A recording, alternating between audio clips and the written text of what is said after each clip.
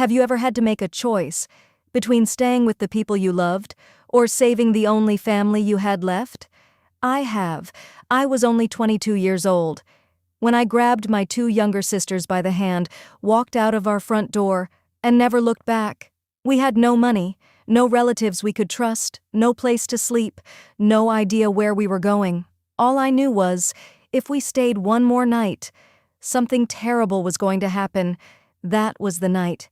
My sisters and I disappeared, and for a very long time, we were never truly safe again. My name is Emily. I'm the oldest of three sisters. My younger sisters, Lily and Sophie, are identical twins.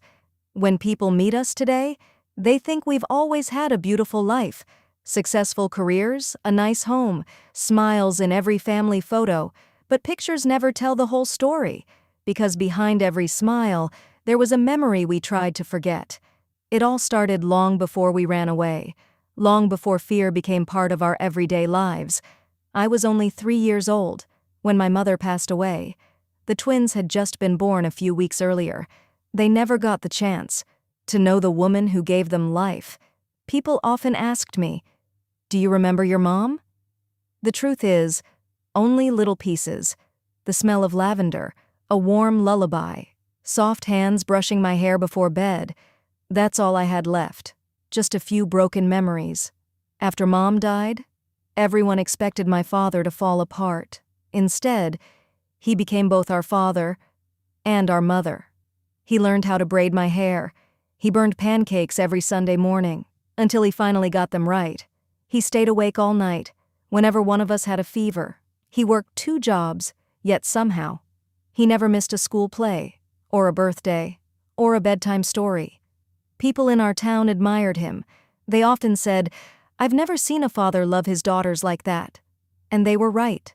For many years, we had everything we needed, not because we were rich, but because we were loved. When I was 8, Dad met a woman named Sarah. I was terrified. I thought she was going to replace my mother. Instead, she surprised all of us. She never asked us to call her Mom. She simply said, "You already have a mother. I'll just be someone who loves you too." That sentence changed everything. Sarah never treated us differently. She packed our lunches, helped with homework, sat beside us whenever we were sick. She even learned how each of us liked our hot chocolate. Lily wanted extra marshmallows. Sophie loved cinnamon. I liked mine plain. She remembered every little detail, without anyone asking her to. The twins were too young to remember our real mother. To them, Sarah was Mom. And honestly, after a few years, she became that for me too. Not because she replaced my mother, but because she earned a place in our hearts. For nearly 10 years, our house was filled with laughter again. Birthdays became special. Christmas mornings felt magical. Dinner wasn't just a meal. It was where we shared stories, laughed until our stomachs hurt, and thanked God for giving us a second chance at happiness. I truly believed the worst days of our lives were behind us. I couldn't have been more wrong, because life has a cruel way of taking away the people who love us most. And one rainy afternoon, everything changed again.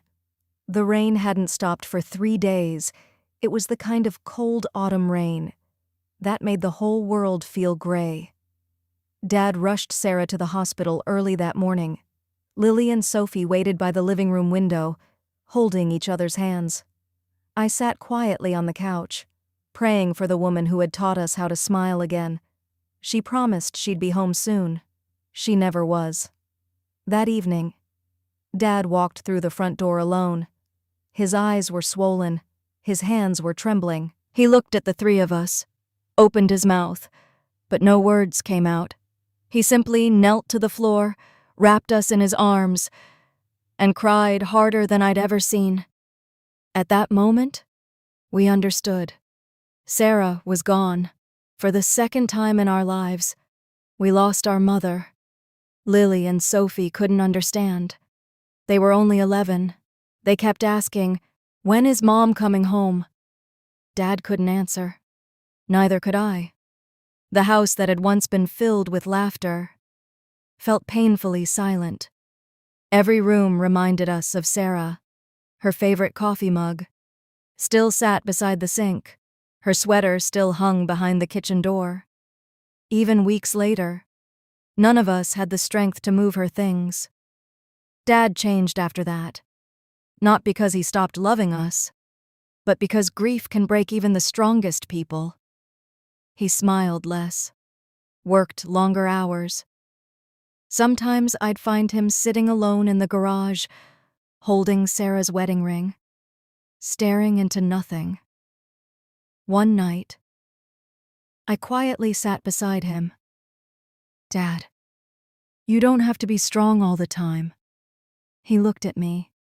For the first time, I saw fear in his eyes. "I don't know how to lose another wife and still be a good father." I hugged him tightly. "You already are." He smiled through his tears, but looking back, I think that was the night he began losing himself. Life slowly moved forward. I graduated from high school. The twins started their final years. We tried to keep Sarah's memory alive. Every Christmas, we baked her favorite cookies. Every birthday, we visited her grave with fresh flowers. Dad always came with us, but each year, he looked more lonely.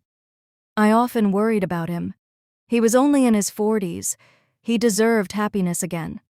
At least, that's what I believed. Almost 3 years later, Dad sat us down at the dinner table. His hands were shaking. "I've met someone." None of us spoke. He continued quietly. "Her name is Victoria. I'd like you to meet her."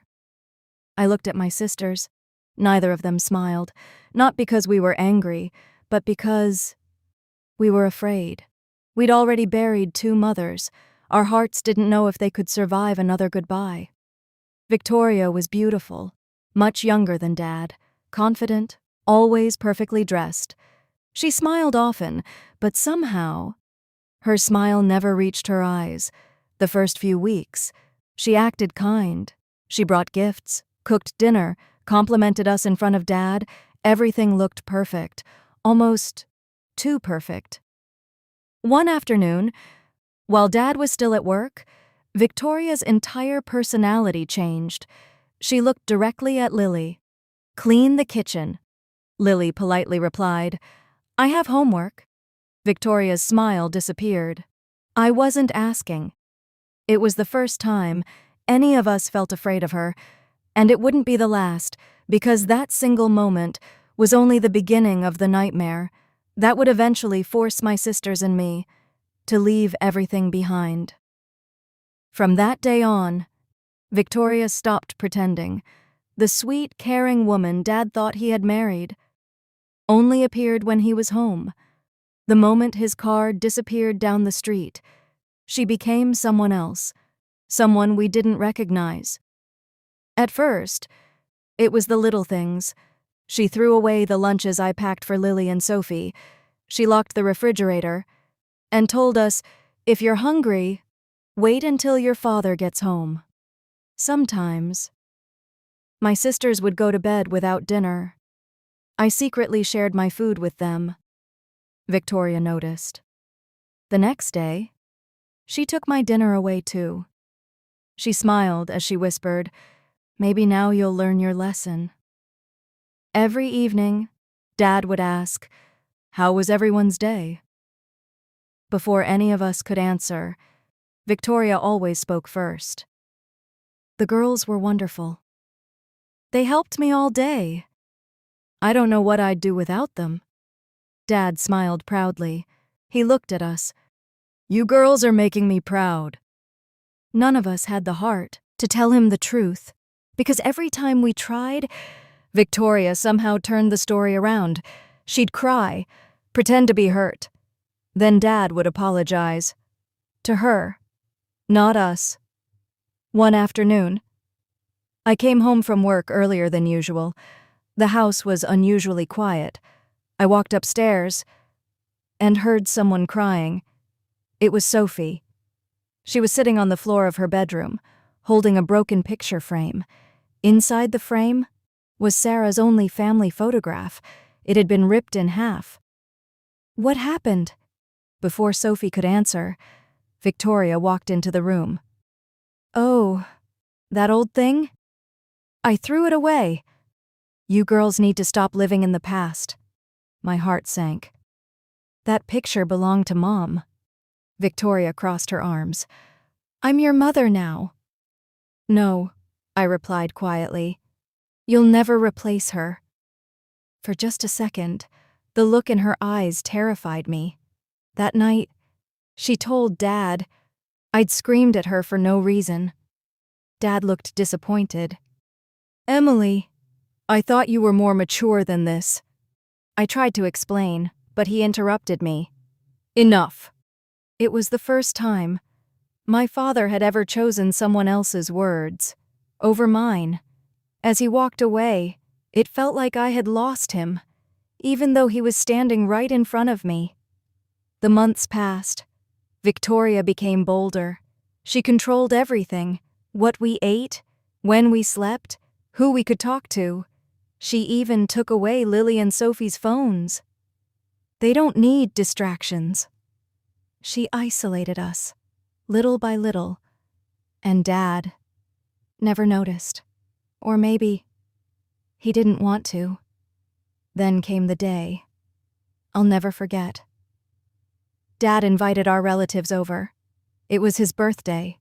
The house was full of laughter, uncles, aunts, neighbors. Everyone was there. Victoria wanted everything to look perfect. While setting the table, Lily accidentally dropped a glass. It shattered across the floor. The entire room went silent. Victoria stormed over. Without saying a single word, she slapped Lily across the face. The sound echoed through the house. Before anyone could react, she turned and slapped Sophie too. Both girls froze. Tears filled their eyes. They didn't even cry. They were too shocked. Something inside me finally broke. For years, I'd stayed silent. I'd protected my sisters. I'd hoped Dad would eventually see the truth. But in that moment, watching my little sisters humiliated in front of everyone, I realized no one was coming to save us. So, I took one step forward, looked Victoria straight in the eyes, and slapped her across the face. The entire room gasped. She stumbled backward, holding her cheek. No one spoke. No one moved. Then, I turned toward my father, waiting, just once, for him to stand beside us. Instead, he looked at me with anger. "Emily, what have you done?" Those 6 words shattered the last piece of my heart. I looked at my sisters, quietly took each of them by the hand, and without saying another word, we walked toward the front door. Behind us, Dad called my name, but for the first time in my life, I didn't turn around, because I knew the moment I opened that door, there would be no way back. The cold night air hit our faces. As the front door closed behind us, none of us looked back. Not me, not Lily, not Sophie. Behind that door was the only home we'd ever known, but it no longer felt like home. It felt like a prison. We walked for hours. None of us had packed anything. No clothes, no blankets, no food, only the small backpacks we'd grabbed in a hurry. Inside mine, there were less than $50. That was everything I had. Everything standing between my sisters and sleeping on the streets. After nearly 2 hours, Lily finally spoke. "Emily, where are we going?" I forced a smile. "I don't know, but we'll figure it out." The truth was, I was terrified. I had never felt so alone, but I couldn't let them see it. I was their big sister. If I fell apart, they would too. Around midnight, the temperature dropped quickly. The streets became almost empty. We found a bus stop. The three of us sat together, trying to keep each other warm. Sophie quietly leaned against my shoulder. "I'm scared." I wrapped both arms around them. "So am I. But I promise you, no matter what happens, I'll never leave either of you." They nodded. Neither of them realized I had absolutely no idea how I was going to keep that promise. At around 3 in the morning, a small pickup truck slowed down beside us. My heart nearly stopped. An elderly woman rolled down her window. She looked to be in her late 70s. Her gray hair was neatly tied back. She looked at us carefully. "You girls shouldn't be out here." I immediately stepped in front of my sisters. "We're fine." She smiled gently. "No, you're pretending to be." For a few seconds, none of us spoke. Then she quietly asked, "When was the last time any of you ate?" The silence answered her question. Her name was Margaret. She lived alone, just 15 minutes away. Every instinct told me, never trust strangers. But another voice inside me whispered, if we stayed outside until morning, anything could happen. I looked at my sisters. They were exhausted, hungry, shivering. I took a deep breath and nodded. Margaret's house was small, but warm. The smell of homemade vegetable soup filled the kitchen. The twins couldn't stop staring. Margaret smiled. "Sit down." "No questions tonight, just eat." Lily tried to apologize. Margaret interrupted her. "Children never apologize for being hungry." The moment those words left her mouth, I almost cried. Because no one had spoken to us with kindness in a very long time. That night, for the first time since leaving home, we slept in real beds. I stayed awake for hours, listening to my sisters breathe, wondering if Dad had noticed we were gone, if he was looking for us, or if Victoria had already convinced him that we had abandoned him. That thought hurt more than I wanted to admit. The next morning, Margaret placed 3 cups of hot chocolate on the table. Then she looked directly at me. "I know you girls are hiding something. You don't have to tell me today. But if you want to build a future, you'll need help."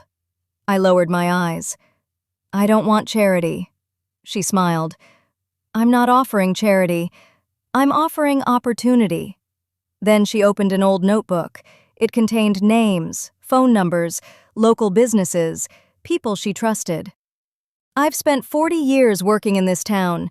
I know people, and I know good hearts. For now, you can stay here, but each of you will have to work hard." Lily looked surprised. "You'd really help complete strangers?" Margaret smiled softly. "Many years ago, someone saved me. This is how I repay that kindness." That afternoon, Margaret made several phone calls. By evening, she had already arranged interviews for all 3 of us. I couldn't believe it. After spending only one night wondering if we'd survive, for the first time, a tiny spark of hope appeared. I looked at my sisters. For the first time in days, they were smiling. I silently promised myself, one day, I'd give Margaret a life as beautiful as the one she had just given us. But none of us knew that our hardest battles hadn't even begun yet. Margaret kept her promise. Within a week, all 3 of us had jobs. I worked as a receptionist at a small law firm. Lily found work at a neighborhood bookstore. Sophie started helping at a local bakery. The pay wasn't much, but for us, it felt like a miracle. For the first time in months, we earned our own money. No one yelled at us.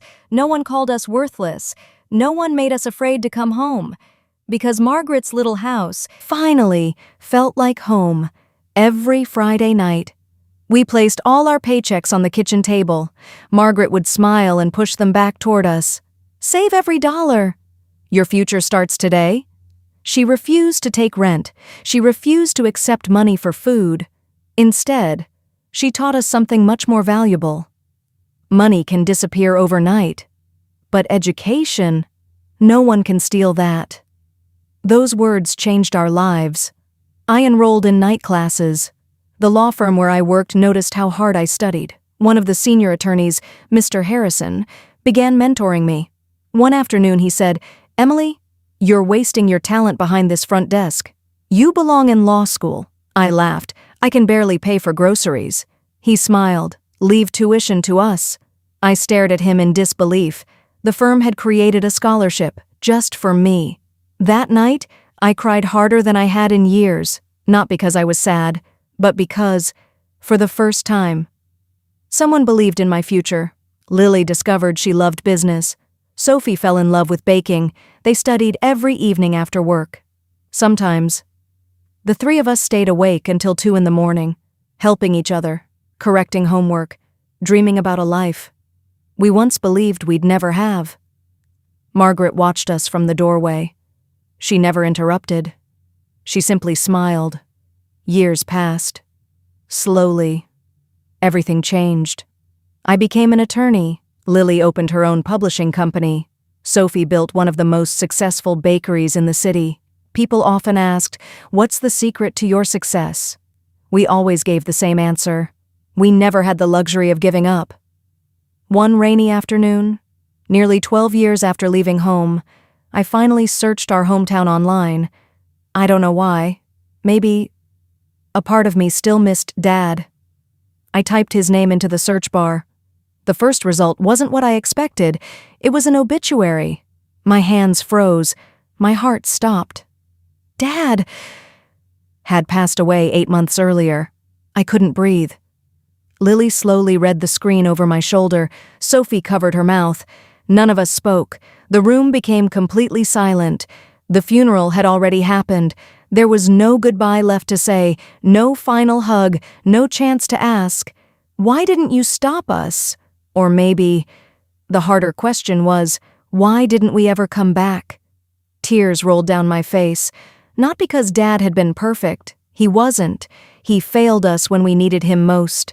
But before all of that, he had been the father who learned to braid my hair, who worked 2 jobs, who never missed a birthday. I realized I had spent so many years remembering the man he became that I had almost forgotten the man he once was. A week later, the 3 of us drove back to our hometown. Margaret came with us. She held my hand the entire drive. When we arrived at the cemetery, the sky looked exactly like it had. The day Sarah died, gray, quiet, peaceful. We stood in front of Dad's grave. No one said a word. After several minutes, I knelt down, placed 3 white roses on the grass, and whispered, "I wanted you to see us. We made it, Dad. Lily owns her company. Sophie followed her dream. And I became a lawyer. I wish you could have been here." A single tear fell onto the stone. "I forgive you. I only wish you had forgiven yourself." The wind gently moved through the trees. For a moment, it felt as though someone had placed a comforting hand on my shoulder. I looked up at the sky and smiled through my tears. Family isn't only the people who give us life. Sometimes, family is the person who opens their door when the whole world closes theirs. We lost 3 mothers. We almost lost our father. But we found hope in the kindness of one stranger. And because of that, my sisters and I finally found the life we thought had been stolen from us forever. The end.